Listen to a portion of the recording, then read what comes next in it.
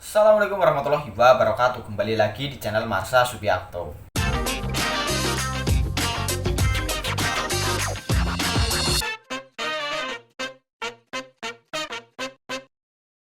Pada kesempatan kali ini kita akan kembali membahas informasi menarik.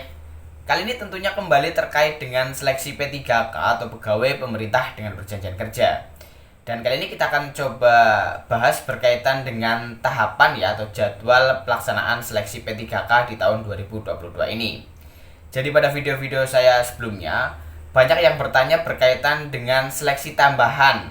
Jadi ada salah satu tahapan yaitu seleksi tambahan terkait dengan P3K tenaga kesehatan. Maksudnya apa?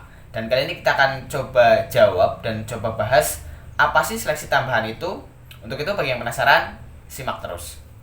Oke, bismillahirrahmanirrahim, langsung saja kita mulai. Jadi ini adalah penyesuaian jadwal seleksi penerimaan P3K tenaga kesehatan tahun 2022 ya.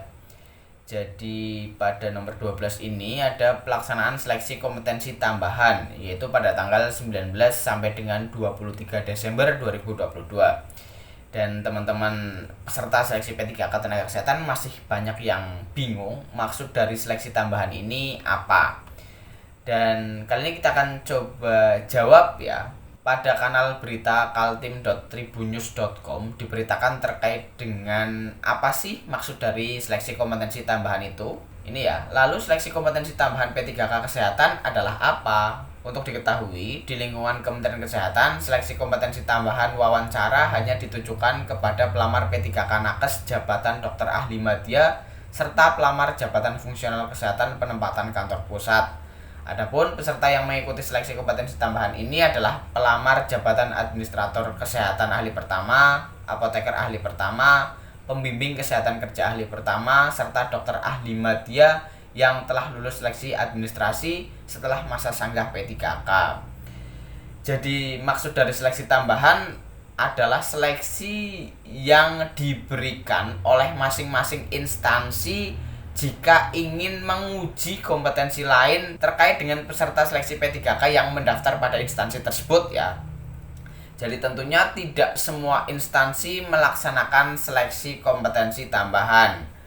Kemudian ini adalah pengumuman dari Kementerian Kesehatan ya tentang pelaksanaan seleksi kompetensi teknis tambahan wawancara bagi jabatan administrator kesehatan ahli pertama, apoteker ahli pertama, dan pembimbing kesehatan kerja ahli pertama untuk penempatan di kantor pusat serta dokter ahli madya pada penerimaan P3K jabatan fungsional kesehatan di lingkungan Kementerian Kesehatan tahun 2022.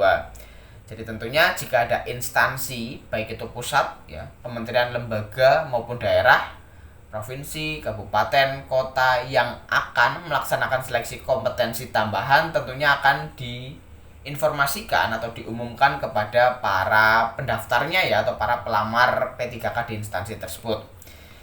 Ini contoh yang sudah dilakukan oleh Kementerian Kesehatan tetapi hanya khusus untuk jabatan-jabatan ini dan untuk yang penempatan di kantor pusat. Jadi tidak semua instansi melaksanakan seleksi kompetensi tambahan. Tetapi tentunya penting bagi teman-teman memantau terus website, media sosial resmi milik instansi yang teman-teman lamar agar teman-teman tidak ketinggalan jika ada informasi yang diberikan oleh instansi yang teman-teman lamar. Tetapi biasanya seleksi tambahan hanya dilakukan oleh instansi-instansi pusat ya. Walaupun tidak menutup kemungkinan instansi daerah baik provinsi, kabupaten atau kota juga melaksanakan seleksi kompetensi tambahan. Tetapi biasanya sangat jarang instansi daerah melaksanakan seleksi kompetensi tambahan. Biasanya seleksi kompetensi tambahan ini ada wawancara, kemudian skill gitu ya. Seperti yang dulu CPNS untuk instansi Kementerian Hukum dan HAM gitu ya, untuk yang sipir dan lain sebagainya. Itu ada seleksi tambahan. Tetapi untuk P3K kali ini saya baru menemukan Kementerian Kesehatan yang melaksanakan seleksi kompetensi tambahan. Jika ada teman-teman yang mendaftar di instansi pusat maupun daerah dan ada seleksi tambahannya, teman-teman bisa tinggalkan di kolom komentar. Semoga hal ini menjawab pertanyaan dari teman-teman berkaitan dengan apa maksud dari seleksi kompetensi tambahan tersebut. Mungkin kali ini cukup sekian. Mohon maaf bila ada kesalahan. Terima kasih. Wassalamualaikum warahmatullahi wabarakatuh.